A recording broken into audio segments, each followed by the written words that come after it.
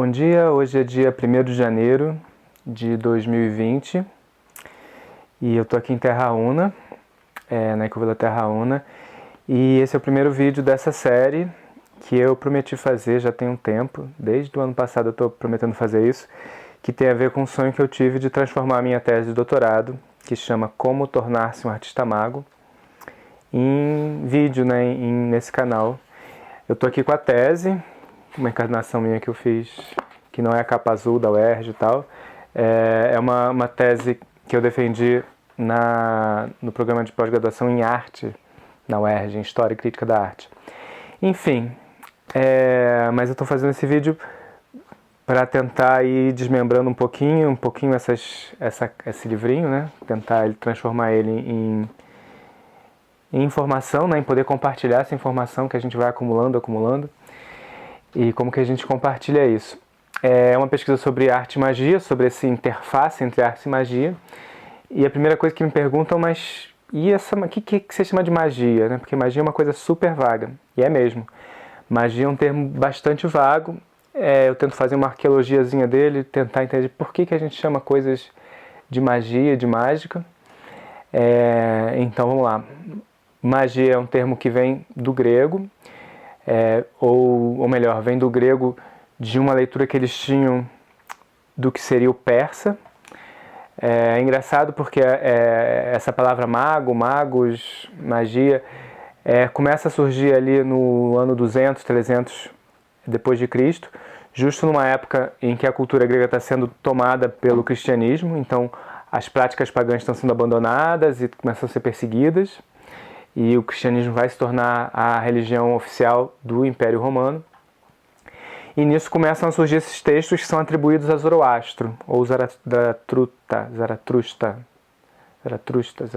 enfim, a Zoroastro, que seria um sábio e líder político espiritual iraniano, ou persa, enfim, do Oriente, no caso para eles, de 2000 anos antes. Então você está falando de textos, textos gregos, que se chamam de pseudografos, né, que são atribuídos a uma personalidade fictícia ou mitológica quase, porque não se tem acesso ao ensinamento de Zoroastro em si, se tem acesso a esses textos dos gregos que são atribuídos a eles, com essa defasagem de 2000 anos.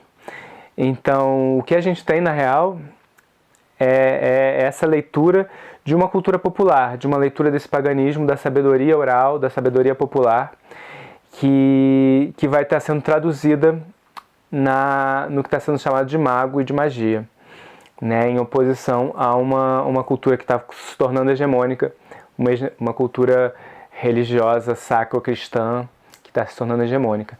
Então a gente tem essa palavra que já nasce desse lugar um pouco ambíguo, de ao mesmo tempo ser uma cultura popular e ao mesmo tempo ser atribuído como se fosse uma coisa estrangeira, como se fosse uma coisa de outra época, ou de outro mundo, ou de outra civilização. E não eram as práticas correntes na sabedoria popular grega e, enfim, do Império Romano, enfim, de toda essa situação que tem ali. Só que a magia não é uma coisa específica da cultura grega, muito menos da cultura ocidental, né? A gente vai ter magia e esses mesmos tipos de prática acontecendo em todos os lugares ao redor do mundo, né? E são culturas separadas, né? Tem gente até que diz que quem inventou a magia, a bruxaria, foi a Inquisição, que começou a categorizar tudo, né? A cultura popular celta ou a cultura popular do Mediterrâneo, ou da França, ou de qualquer lugar, é tudo bruxaria e tudo devia ser perseguido como uma aberração. Então é a Inquisição que unifica pela primeira vez esses saberes, que são saberes populares localizados, né? E até essa diferença de etimológica, né? Tem a bruxa, seria o sinônimo de uma raiz ibérica, né? Ali em Portugal e Espanha se chamava bruxa, o que se chamava mago ali pro lado da Grécia, o que se chamava na Itália tinha um outro nome, nos celtas tinha outro nome, mas de repente virou tudo bruxaria, virou tudo a mesma coisa para ser perseguido, né? Não que não existisse a bruxaria, não existisse, existia, mas eles tinham muita peculiaridades locais, né, de cada cultura. E, enfim, então nesse primeiro momento a gente tem esses textos de Zoroastro que vão ser aproveitados ainda hoje. A gente tem influência desse tipo de pensamento de um senso comum, é aproveitado na terapia comportamental, cognitivo-comportamental, é aproveitado em vários lugares esses ensinamentos e funcionam aí pra gente ainda hoje, são questionamentos interessantes. Mas enfim, a partir do ano 600 esses textos pseudográficos gregos começam a ter outros autores. Um desses autores importantes é Hermes Trismegisto, que seria uma reencarnação, ou seria uma outra maneira de se referir a Thoth, que é o deus egípcio. Aí tem a famosa tábua de esmeraldas e tal, que seria essa sabedoria que vem do Egito. Né? Isso vai ser muito trabalhado toda a Idade Média, toda a Renascença, até hoje em dia a gente vai ter o hermetismo permeando vários tipos de pensamento.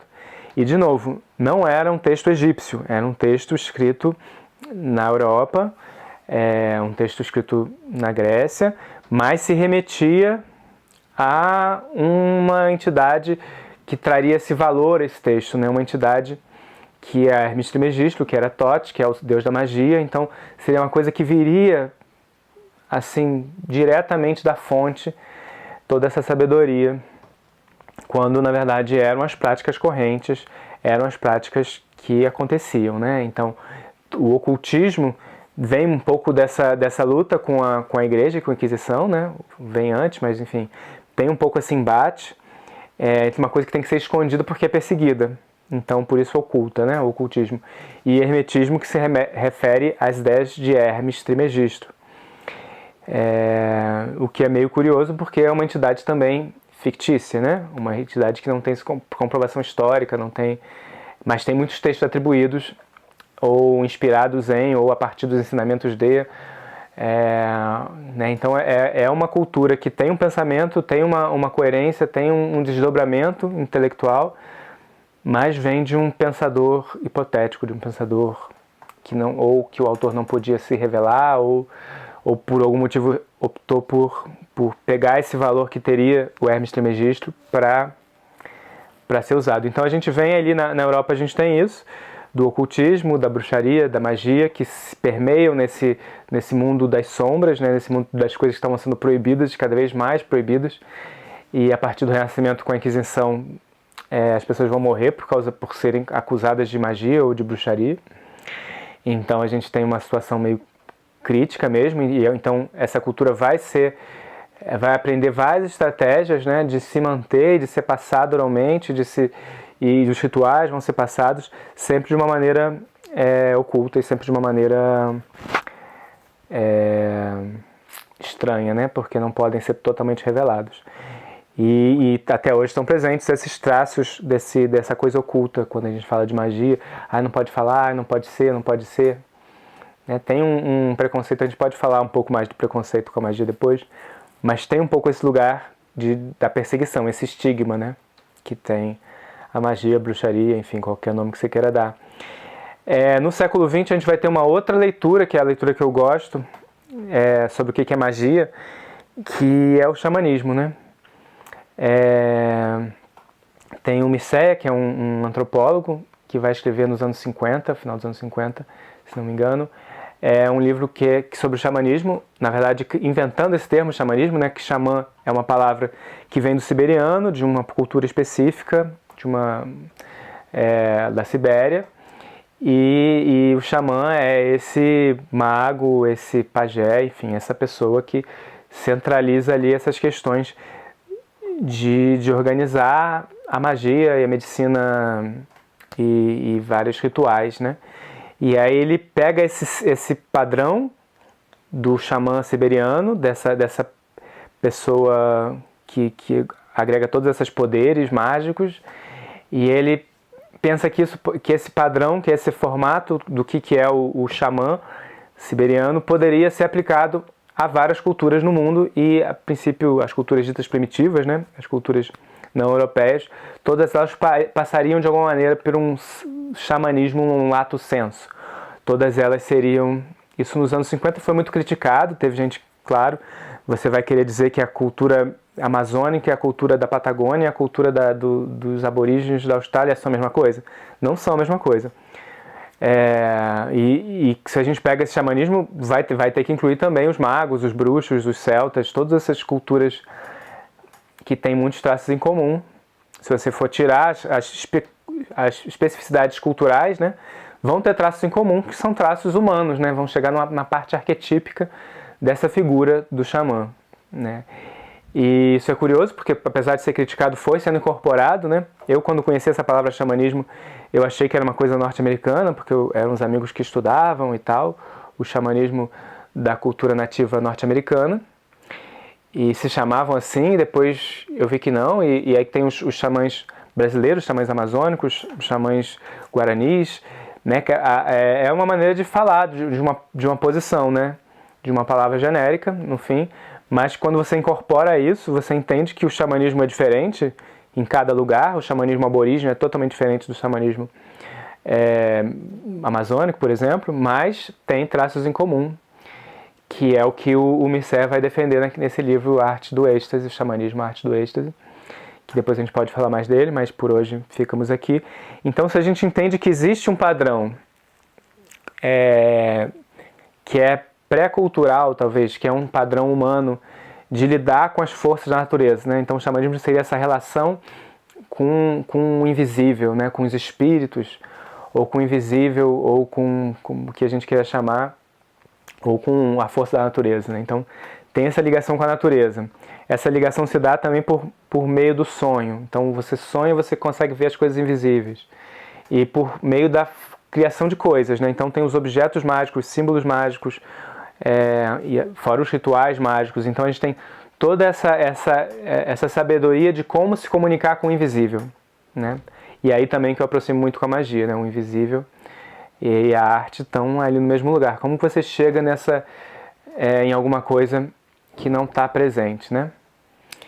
Então, só resumindo, então a magia e o xamanismo, para mim, que se a gente colocar nesse patamar genérico do Mircea, é a mesma coisa. Então a magia é esse termo genérico mesmo, que vai englobar tudo, assim como o xamanismo vai englobar tudo. Todas as práticas não hegemônicas e todas as práticas de comunicação com o invisível, de comunicação com alguma coisa que está além da matéria, alguma coisa que, ou nem que está além, mas que está imanente na matéria, ou alguma coisa que não está na nossa percepção imediata e que não é acessível aos sentidos imediatamente. Então, como que a gente consegue se conectar com isso? Vai ter uma gama muito grande de opções, de diferenças culturais, mas se a gente entende que existe essa base, existe essa base arquetípica, existe essa base mítica, simbólica, em que todas as culturas vão se lidar de alguma maneira. Então por hoje é só, nos vemos na próxima.